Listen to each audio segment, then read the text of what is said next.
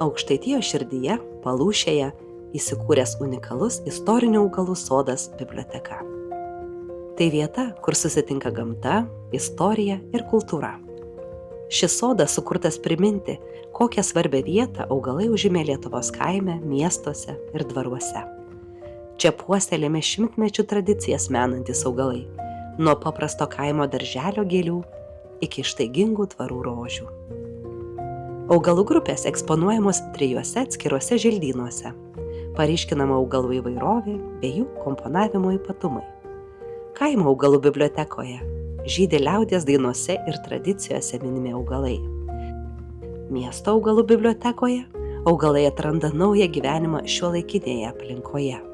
O dvaro augalų bibliotekoje prisimenamas praėjusių amžių grožis ir prabanga. Sėtinės pievos vilioja įkvėpti natūralių kvapų ir pajusti ryšį su gamta. Leidžia kurtis vabzdžių, augalų, gyvūnų bei mikroorganizmų bendrijoms.